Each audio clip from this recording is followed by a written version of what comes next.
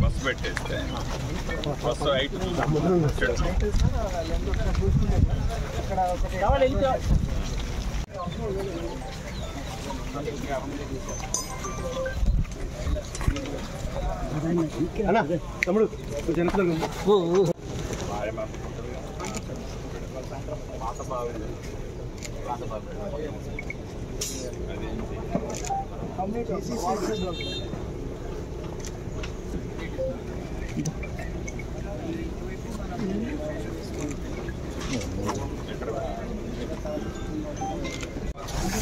కానీ మా జన్మలో ఎంతవరకు మేము బ్రతుకుంటాం అనుకోండి సార్. ఇలాంటి ఇంట్లో మేము నివాసం ఉంటాం అనుకోండి సార్.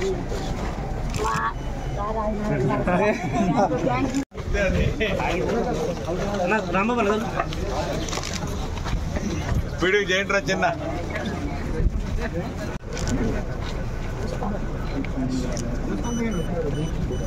కొంచెం మీరు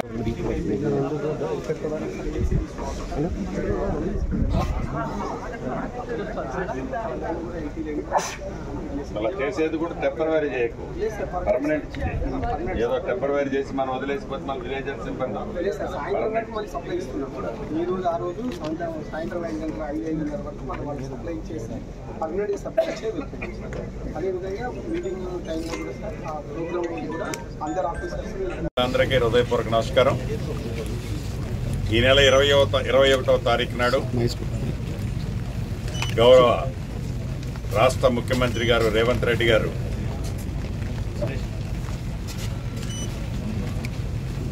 ఇందిరమ్మ ఇల్లు గోప్రవేశ కార్యక్రమానికి గిరిజన నియోజకవర్గమైన అశ్వరావుపేట నియోజకవర్గంలోని చండ్రగుండ మండలంలో బెండాలపాడు గ్రామంలో సెలెక్ట్ చేయడం జరిగింది. గౌరవ ముఖ్యమంత్రి రేవంత్ రెడ్డి గారు 21వ తారీఖు మధ్యాహ్నం 2 గంటలకి చండ్రగుండ పట్టణంలోకి వచ్చి ఇక్కడి నుంచి బెండాలపాడు గ్రామంలో గిరిజన గ్రామమైన ఆ గ్రామంలో సుమారు ఇందిరమ్మ ఇళ్ళు ఆ గ్రామంలో 312 ఇళ్ళు ఇవ్వటం జరిగింది. ఈ 312 ఇళ్లలో ఇప్పటికే 72 ఇళ్ళు పూర్తయ్యాయి. దీంట్లో 27 ఇళ్ళు రెడీగా అదే రోజు గౌరవ ముఖ్యమంత్రి రేవంత్ రెడ్డి గారి చేతుల మీదుగా గోప్రవేశం చేయటం జరుగుతుంది. పేదవాడి కళ, పేదవాడి చిన్న చిరు కోరిక ఆనాటి సాధించుకున్న తెలంగాణలో 10 సంవత్సరాల పరిపాలనలో ఆ పేదోడి కళ కలలానే మిగిలిపోతే మళ్ళీ పేదోడు ప్రభుత్వం తెలంగాణ రాష్ట్రంలో ఇందిరమ్మ ప్రభుత్వం వచ్చిన తర్వాత ఆ పేదోడి కళ ఇందిరమ్మ ఇళ్ళు ఒక చిన్న గూడు కావాలనే కళ ఏదైతే ఉందో ఆ కళకి పెద్దపీట వేసి ఈ ప్రభుత్వం మొదటి విడత 4.5 లక్షల ఇళ్ళు.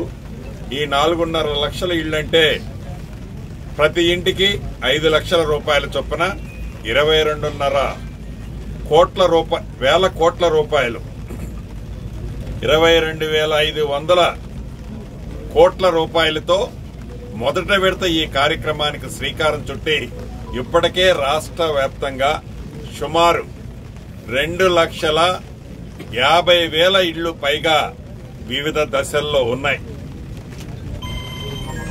మిగిలిన ఇళ్లకు కూడా ఆల్రెడీ నిష్పక్షపాతంగా పారదర్శకంగా నీది ఏ కులమనో నీది ఏ మతమనో నువ్వు ఏ ఊరనో చివరికి నువ్వు ఏ పార్టీ అనో కూడా అడగకుండా పేదవాడు అయ్యుంటే చాలు, పేదవాడికి ఇందిరమ్మ ఇల్లు ఇచ్చే కార్యక్రమాన్ని ఇందిరమ్మ కమిటీల ద్వారా సెలక్షన్ చేసి రాష్ట్ర వ్యాప్తంగా ఇప్పటికే బెనిఫిషరీస్కి సర్టిఫికెట్లు కూడా ఇవ్వటం జరిగింది.